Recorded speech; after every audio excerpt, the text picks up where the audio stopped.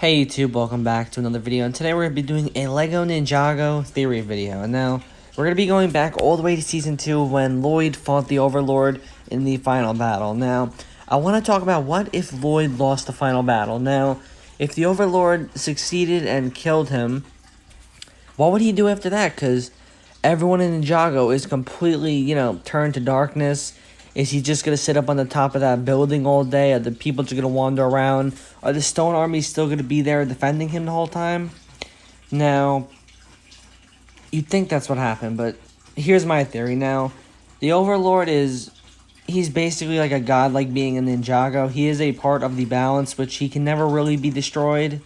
Which is a thing. So he's still around. I mean, even though he hasn't been in any of the recent seasons, he's a part of the balance. Where there is light, there will always be shadow. So he's always going to be there. Now, if Lloyd did die, I feel like he probably would try to get the rest of the planet. Because all we know is he got some of the water and the main island in Ninjago corrupted with darkness. Now, on the island of darkness, I'm sure eventually he would want to corrupt that too with his darkness. Because it does have dark matter at the bottom of it. He probably want to corrupt the Temple of Light. Only because, that's a source of light. He probably want to get rid of that. And then eventually the whole planet. And maybe even the whole universe. He probably figures something else out just to kind of corrupt. Because in Ninjago, we know the universe is probably, it's not just one planet in their universe. There's other planets out there. He probably want to corrupt all that as well. And eventually he would come across the Realm Crystal. Now, he'd obviously want to do that. I mean, he'd want to infect the other 16 realms. Now, I'm sure he'd be able to take over Chima, maybe even, what else? The Underworld, the Realm of Madness, the Never Realm, I mean, all the other. I don't feel like he'd be able to take over Cloud Kingdom and the Cursed Realm. Now, the Preeminent is, I want to say, she is a godlike being. In a way, let me explain it. Don't just jump and say, oh, she's not a god, she's a realm. Now, she's kind of both. Now, when you are a realm, the Preeminent is not really like Ninjago. She's not a planet. She's not a universe. She is just a massive giant creature, which is basically infinite, and it's a realm, and she's the Preeminent. So, and she's sentient too, and she has a physical form, which makes her, when you're in her realm, like when Lloyd was inside the Preeminent, he could not use his elemental powers, which means when she was in there, she had complete control over everything. So yeah, basically she is another godlike being, but I don't know if the Overlord and her, I feel like it's kind of two different things, the Overlord is not a realm, but at the same time, I feel like maybe they leave each other alone, if I'm being, if you're thinking about this realistically. But yeah, now, if we go to, the Cloud Kingdom, I'm not sure what other realm, I think I said Cloud Kingdom, I hope I did. So if you think about the Cloud Kingdom, they write Destiny. They could just write the Overlord not to go there. But if you're on a quest, after killing Lloyd and all that, he's going to want to rule more, obviously. I'd assume he want to get bigger, stronger. Obviously, he's the Overlord. And I do honestly think he would. I think it'd be easier for him to take over Cloud Kingdom just because, he is, he's the Overlord. I mean, godlike being. I'm sure he'd take it over, and maybe he could just write Destiny to turn all the other realms into his image. Dark, evil. Now, here's another thing. I think he would eventually go to Ninjago. But as them being Jins, they're very, sneaky, conniving. We saw with Nadakon, he tricked each of the ninja, even Lloyd, and, and even when he has infinite wishes, it's kind of crazy, infinite wishes. I think the Overlord would eventually take over that realm, because when that darkness stuff just starts spewing everywhere, it's going to get to everything. It doesn't matter if you keep poofing around. Maybe it would be a little bit harder for him to take over, but he would be able to do it, obviously. And yeah, he would.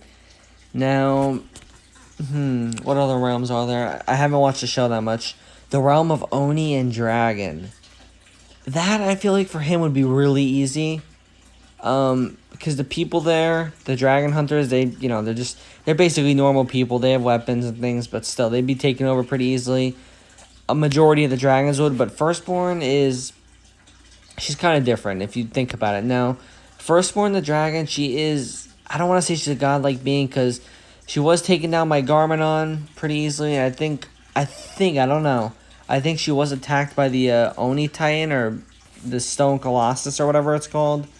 But she does have elemental power. She controls each of the elements.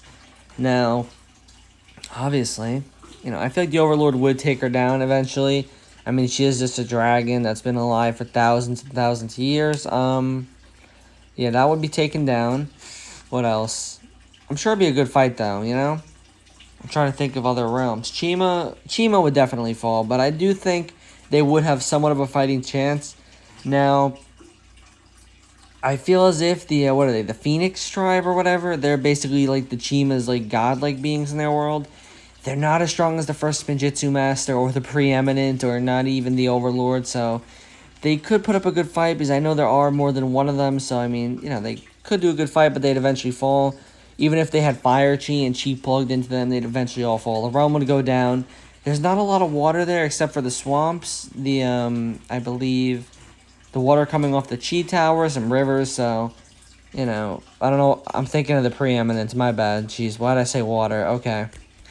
But, yeah, all the realms would pretty much, like, get under his control pretty quick. I'm just trying to think of other realms, like, really can't remember. I don't think he would have to pollute the Realm of Madness. Maybe he would. You know, I think he would. Because there are a few mobs there. Monsters there, like the Craglings, those mud monsters. You know, they fall pretty easily, obviously. But it just goes to show. It's crazy. I'm trying to think of something else. Like the Cursed Realm, I don't know. I know there's like a realm I'm missing. Oh, I should have prepared for this video. I know it's kind of weird. We have time. I can do a 15-minute video, you know? So, we got the Curse Realm, Jinjago, the Underworld, Cloud Kingdom, that's 5. Chima, Never Realm, Realm of Dragon and Oni. The Departed Realm. Ooh, okay. Now, that's something I want to talk about. The Departed Realm. Now, you know everyone who dies goes to the Departed Realm, but they're kind of weaker now. I just want to go over this. In one of their most recent Ninjago episodes, the Preeminent actually came back for an 11-minute video, and she was smaller, but quicker and weaker. So, here's what I want to say. If the Overlord were to travel there, he would be faced with a few different things, like such as the first Spinjitzu Master, which has the same power as Llyod. And if he does defeat Llyod, Llyod would definitely be there. The Great Devourer, maybe the Preeminent, if the Preeminent was dead, I want to say, you know. Maybe the Phoenixes, if he does eventually kill them or take control of them, I don't know, whatever he wants to do. Now, I just, like the Preeminent, she was still physical. She wasn't a ghost like everyone else, so she probably would have somewhat of a chance if she was dead. If she died and went to the Departed Realm, she'd probably be killed by him. She would be smaller, weaker, and, you know, not as durable as she was. The Great Devourer would probably be smaller, and he was somewhat of a godlike being. In a way, I do want to explain that. He wasn't, like, Overlord omnipotent. He was, you know, well, Overlord's not omnipotent. You know, we'll get into it. But the Great Devourer was it wouldn't die. It would just keep growing and growing and growing, you know?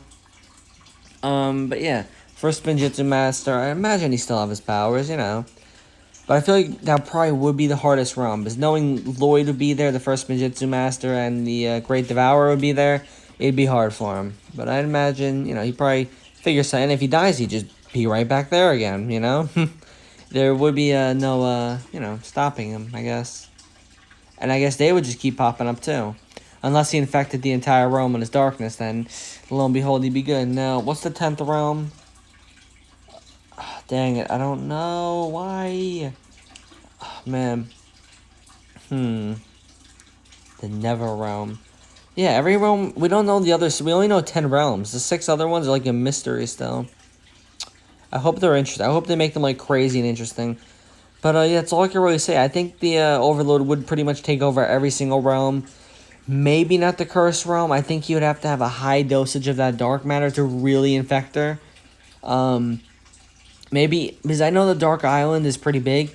Maybe under the entire Dark Island, there could be a massive, like, underground reservoir full of just dark matter. He'd probably have to harness all that along with his own powers just to infect her and all the ghosts. And yeah, that's what I think. But yeah, so that pretty much be it. So I guess if you guys like this video, click like. subscribe. We'll see you guys later, and bye.